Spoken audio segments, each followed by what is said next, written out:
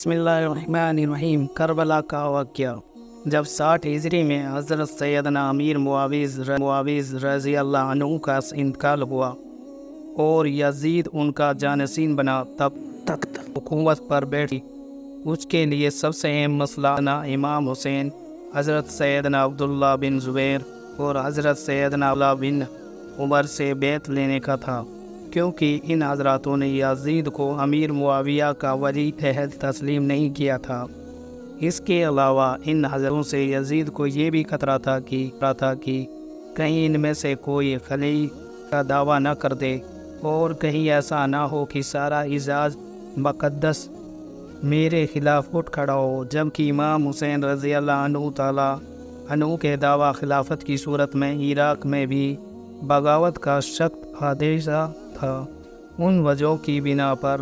یزید کے پیش نظر سب سے بڑا مسئلہ اپنی حکومت کی بقا اور سے تحفظ دینا تھا، لہذا اس نے ان حضرات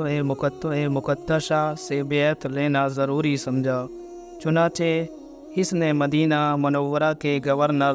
ولید بن عقبہ کو حضرت سیدنا امیر معاویہ کی وفات کی خبر دی اور ساتھ ہی ان حضرات مقدسہ سے بیعت لینے کے لیے سخت تاکیدہ ہوا حکم بھیجا۔ ولید نے حضرت سیدنا امام حسین رضی اللہ عنہ کو حضرت سیدنا امیر معاویہ کی وفات کی خبر دی اور یزید کی بیعت کے لیے کہا۔ آپ رضی اللہ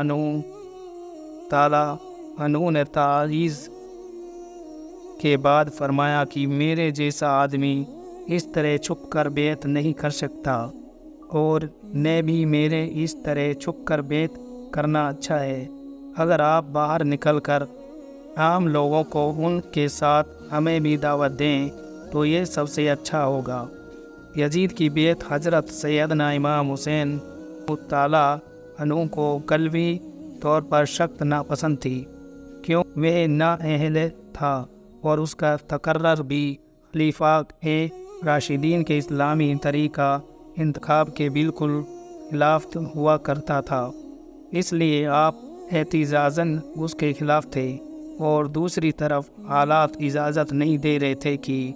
آپ علی الاعلان اس کے خلاف آواز بلند کریں، لہذا آپ رضی اللہ عنہ نے اپنے اہل و عیال اور عزیز و اقارب کو ساتھ لے کر مدینہ منورہ سے مکہ مکرمہ کی طرف ہجرت فرما لی۔ آپ رضی اللہ عنہ کے مکہ مکرمہ پہنچنے کی خبر سن کر لوگ آپ کی خدمت میں حاضر ہو کر زیارت کا شرف حاصل کرنے لگے۔ جب اہل کوفہ کو حضرت سیدنا امیر معاویہ رضی اللہ عنہ کے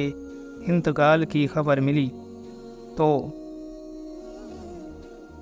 انہیں اس بات کا علم ہوا کہ حضرت سیدنا امام حسین رضی اللہ عنہ نے یزید کی بیعت سے انکار کر دیا ہے، تو انہوں نے سیدنا امام حسین رضی اللہ تعالیٰ عنہ کے نام ہزاروں کی تعداد میں خط لکھے کہ آپ جلد سے جلد کوفہ تشریف لائیں، مسند خلافت آپ کے لیے خالی ہے، ہمارے اموال اور ہماری گردنیں آپ کے لیے حاضر ہیں، سب کے سب آپ کے منتظر اور مستحق ہیں، اور آپ کے سوا ہمارا کوئی امام اور پیشوا نہیں ہے۔ آپ کی مدد کے لیے ہم نے یہاں ہزاروں کا لشکر تیار رکھا ہے۔ حضرت امام حسین رضی اللہ عنہ نے جب اہل کوفہ کے خطوں میں ان کے جذبات، عقیدت اور محبت، جان اور مال قربان کرنے کی تمنا اور کوفہ آنے کی التجا کو دیکھا تو فیصلہ کیا کہ حالات معلوم کرنے کے لیے میں نے اپنے چچا جات بھائی حضرت مسلم بن عقیل رضی اللہ عنہ کو بھیجا جائے۔ چنانچہ آپ نے انہیں اہل کوفہ کے نام ایک خط دیا اور فرمایا کہ آپ کوفہ جا کر بذات خود براہ راست حالات کا صحیح اندازہ لگا کر ہمیں اطلاع دیجیے۔ اگر حالات سازگار ہو تو میں بھی آ جاؤں گا، اور اگر حالات نامناسب ہو تو آپ بھی واپس تشریف لے آئیں۔ صدر الفاضل حضرت علامہ سید نعیم الدین مراد آبادی رضی اللہ عنہ تعالیٰ عنہ فرماتے ہیں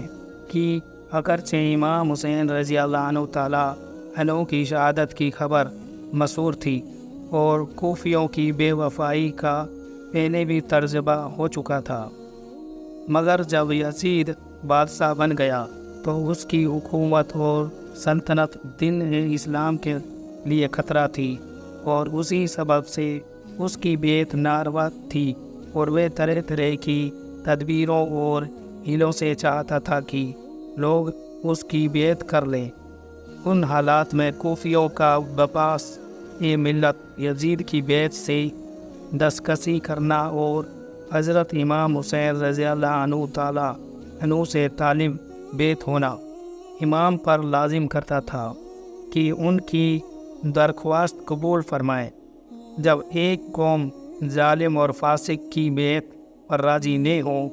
اور صاحب اشتق حل سے درخواست بیعت کرے اس پر، اگر وہ ان کی اختیاری قبول نہ کرے تو اس کے یہ منی ہوتے ہیں کہ وہ اس قوم کو اس جابر کی حوالے کرنا چاہتا ہے۔ امام حسین رضی اللہ عنہ تعالیٰ عنہ اگر اس وقت کوفیوں کی درخواست کو قبول نہ فرماتے تو بارگاہ الہی عز و جل میں کوفیوں کے اس مطالبہ کا امام حسین رضی اللہ عنہ تعالیٰ عنہ کے پاس کیا جواب ہوتا کہ ہم ہر چند درپے ہوئے مگر امام حسین رضی اللہ عنہ تعالیٰ عنہ بیعت کے لیے راضی نہ ہوئے، اسی لیے ہمیں یزید کے ظلم اور تشدد سے مجبور ہو کر اس کی بیعت کرنا پڑی۔ اگر امام حسین رضی اللہ عنہ تعالیٰ عنہ ہاتھ بڑھاتے اور ہم ان پر جان فدا کرنے کے لیے حاضر تھے، یہ مسئلہ ایسا درپیش آیا جس کا حل بنا اس کے اور کچھ نہیں تھا کہ حضرت امام حسین رضی اللہ عنہ تعالیٰ عنہ ان کی دعوت پر بلے لبیک فرمائیں۔ اگرچہ اکبر صحابہ کرام حضرت ابن عباس و حضرت ابن عمر و حضرت جابر و حضرت ابو شید وغیرہ ہم رضی اللہ عنہ تعالیٰ عنہ ان حضرت امام حسین رضی اللہ عنہ تعالیٰ عنہ کی اس رائے سے متفق نہیں تھے، اور انہیں کوفیوں کے حید و معاوضے کا اعتبار نہیں تھا۔ امام حسین رضی اللہ عنہ تعالیٰ عنہ کی محبت اور شہادت، حضرت امام حسین رضی اللہ عنہ تعالیٰ عنہ کی شہرت ان سب کے دلوں میں اختلاط پیدا کر رہی تھی، گویا کہ یہ یقین کرنے کی بھی کوئی وجہ نہیں تھی کہ شہادت کا یہی وقت ہے اور اسی سفر میں یہ مرحلہ درپیش ہوگا، لہذا اندیشہ مانے تھا۔